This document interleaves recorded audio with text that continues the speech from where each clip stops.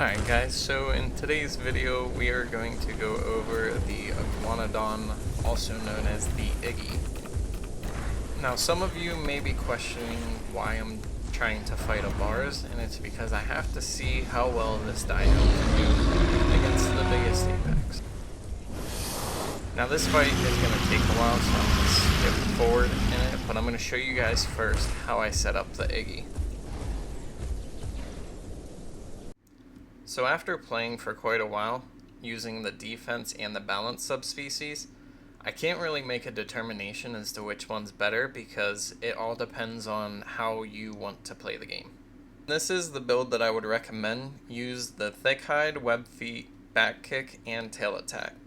The thick hide will give you 15% more defense. The web feet will allow you to swim faster along with burn less stamina while swimming.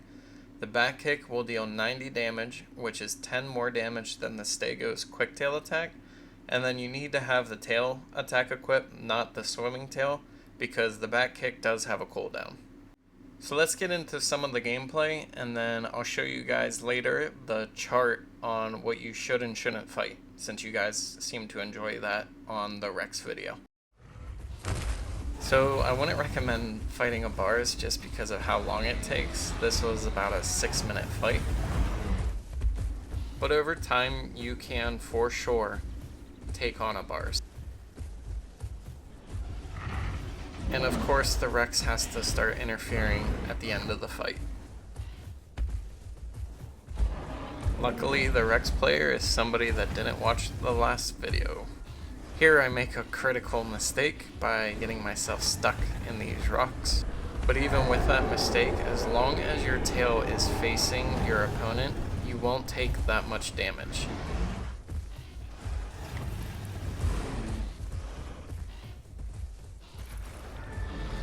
You can see that the bar is completely meatballed, which is surprising because the bar has 1500 health versus the iguanodon's 800. And the bar also has 2000 combat weight on the Iggy. Unfortunately, we don't get to finish the bars, but close enough. Now here we have an Aloe, which is a lot more similar in size. If your opponent is playing aggressive, take advantage of it, because every time they land an attack on your tail, it really doesn't do that much damage, and if you do a back kick or a tail attack, you're getting a headshot, which is going to deal significantly more damage than what they're going to hit you with. Landed a beautiful head kick there. He definitely felt that.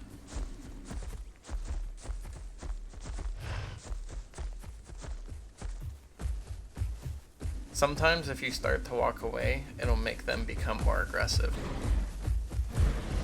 He lost that exchange, but he did do a good job at baiting out my back kick.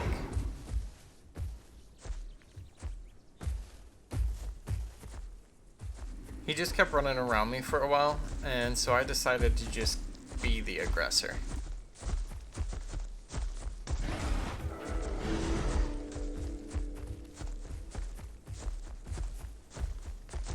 Now we just chase him down and keep poking him.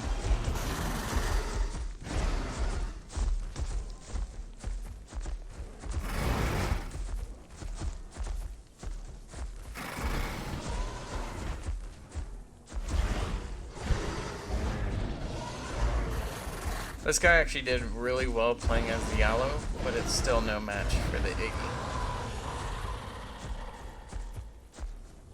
So let's go over why I like the webbed feet.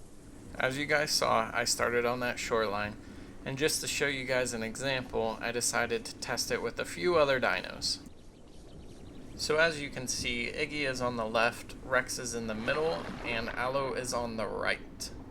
So while yes, the Aloe and the Rex did swim across successfully, the Iggy swims significantly faster, and then will recover stamina by the time the Rex or Aloe get there. Speaking of EOSStyros, I did try and fight a couple. So yeah, as you can see here, remember, use your tail as a shield.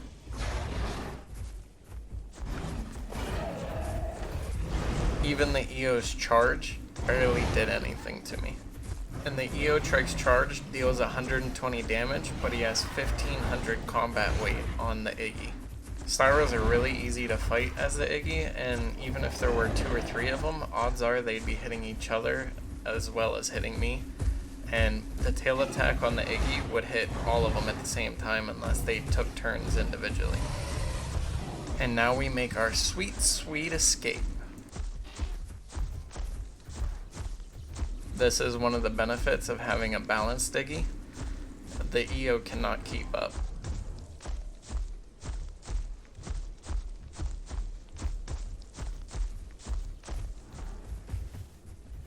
About a 1% chance he tries to follow me here.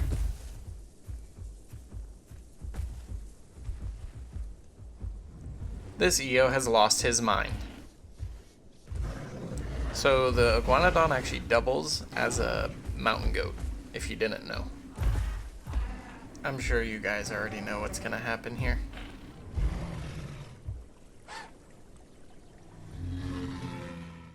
And here is your tier list. So again guys, this is assuming both players are of equal skill level, and it is a 1v1. If you ever have to fight an Iggy, make them be the aggressor so that you can utilize your tail, and you will win every 1v1. And I remember in the Rex video, I said that whenever you're fighting the same dinosaur as you, it's typically a very difficult match.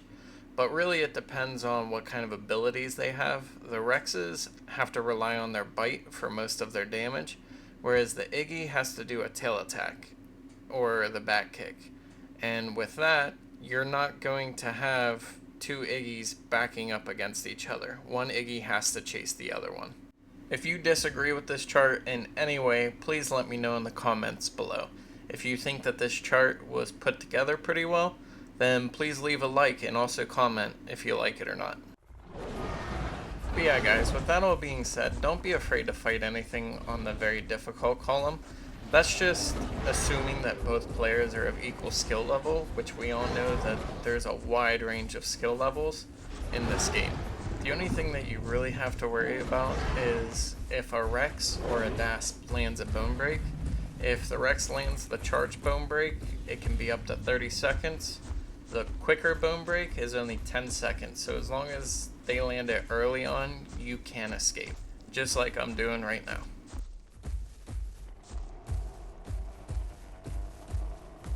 But yeah guys, let me know in the comments below what your thoughts are on the Iggy and if you think that I covered it well. And if you can't think of anything to comment, try and guess what area I'm walking in right now. I hope that you all enjoyed, and I'll see you next video.